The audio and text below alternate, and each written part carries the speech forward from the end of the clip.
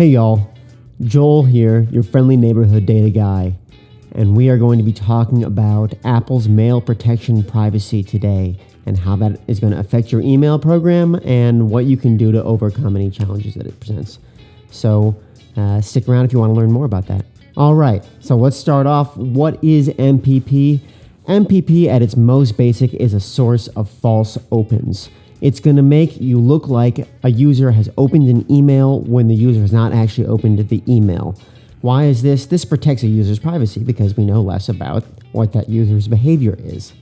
Who does this affect? This affects anyone who has the Apple Mail app configured. So you can have your Gmail associated with it. You can have your iCloud associated with it. You can have your Yahoo associated with it. Anyone who has their Apple Mail app configured is going to be a source of these false opens. Using some data that Twilio put together, you can see that within the first week of MPP starting, and that was on September 20th of 2021, MPP opens made up about 5% of opens and 20% of opens for some of these problem domains. Problem domains being Yahoo and iCloud domains, which are more likely to be using the native Apple app to interact with email. Gmail users are more likely to use other services, and so it makes up less of their opens.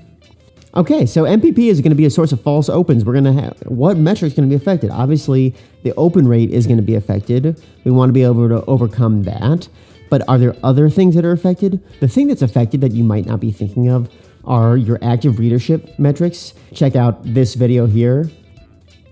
If you want to learn more about active readership metrics, you want to make sure that anything that relies on an open in the past X amount of time is going to be able to filter out these false opens. The other thing that really comes to mind is re-engagement. Re-engagement campaigns also rely on this activity level, and anything that uses opens as part of your activity level is going to be susceptible to this. The final one that's also really important to keep in mind is A/B testing, especially around subject testing on your sends.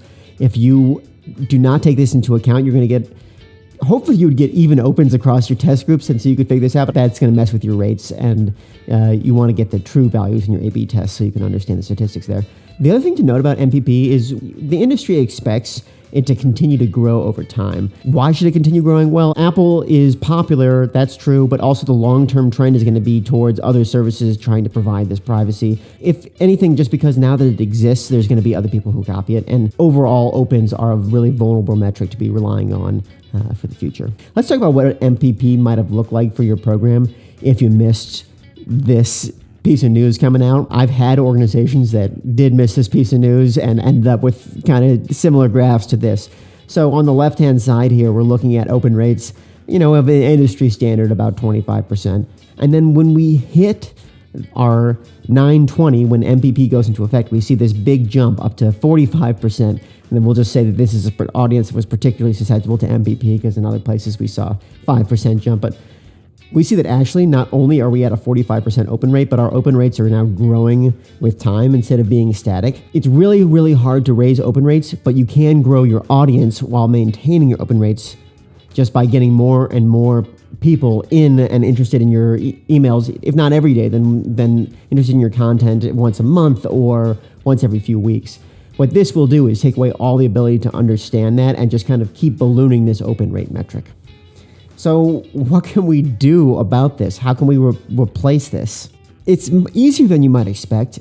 What you want to do is you want to look at click rates. What click rates give you that open rates don't give you is a little bit more steadiness and a little bit less reaction to the showiness of the subject telling you what's going on. Because if you have a really, really good subject, you can blow up your open rates without actually increasing interaction with your email. You had a great subject, standard engagement with the body of the email, your open rate blew up, your click rate would not have blown up. So click rate in some respects is maybe a little bit of a more honest metric, and it cannot be affected by Apple's MPP. Cross our fingers that in the future it won't be affected. The thing about click rates, moving to click rates instead of open rates, is what you are doing is taking a metric and comparing it to a historic benchmark. So if you're a company or organization that has been using open rates, and you probably, if you have explicit historic benchmarks, great, maybe I built your dashboard. If you don't have explicit historic benchmarks, you're using inferred historic benchmarks about those metrics. And you might have one for open rate and one for click rates, or you probably are more familiar with one or the other. And I would just say that in the future, click rates are going to be less susceptible to these kind of privacy technologies. And so it's wise to potentially start going in that direction. Even though you're at these kind of lower rates, you're kind of casting a less wide net. As long as you're comparing it to historic benchmarks, it should enable the same type of decision making. My final note is that MPP generates false opens, and I can think of 1,000 ways to filter out false opens. I wouldn't advocate for trying to get around a privacy screen. If the idea is that there's a campaign where engagement is really best measured by opens, and you want to get a really good, reliable measure of that metric, there's a couple things that you can think of that should be flags, either from a machine learning model or just for a SQL query. Users who open every single email, you can doubt the next open after that. Opens that come really quick, opens that come in a wave. I don't know what the features would look like in your particular data set, but there would be the possibility of, attempting to say when has a user engaged with an open versus when something is maybe more programmatic looking.